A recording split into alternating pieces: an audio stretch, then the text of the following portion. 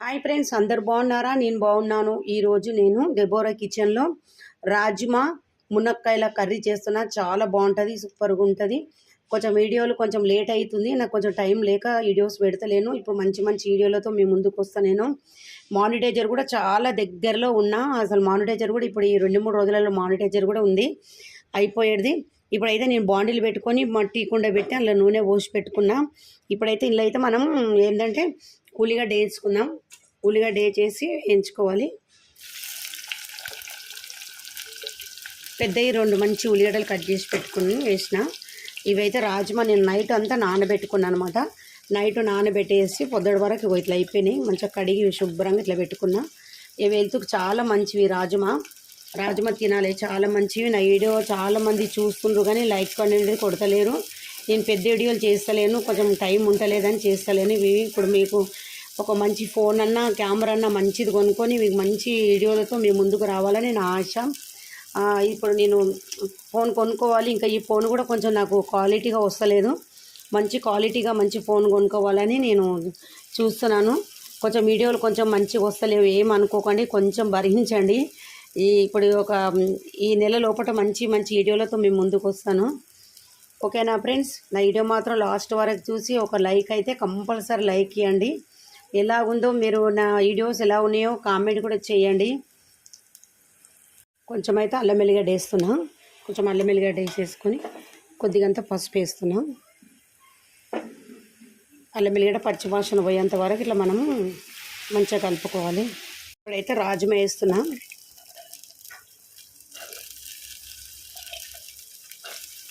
ఇవన్నీ ముందే వేసేసుకొని మంచిగా మునక్కాయలు తర్వాత తీసుకోవాలి. కొంచెం ఇవి ఉడికినాక మునక్కాయలు తర్వాత తీసుకుందాం. మంచిగా ఇట్లా నూనెలో మంచిగా కొంచెంసేపు బాగా ఉడకాలి. ఇది రాజ్మా మాత్రం ఉడకాలి.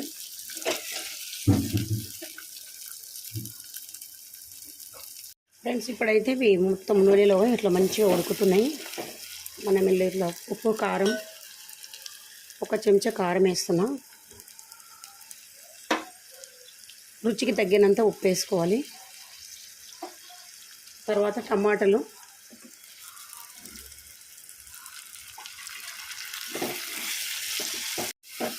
ఇట్లా మంచిగా కలుపుకొని ఇలా నీళ్ళు పోసుకోవాలి. రాజ్మా ఉడకాలి కదా.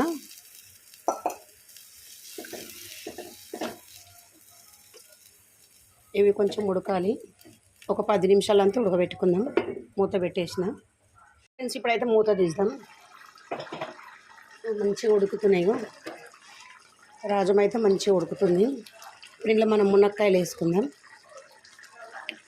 ఫస్ట్ అయితే నేను ధనియాల పొడి వేస్తున్నా.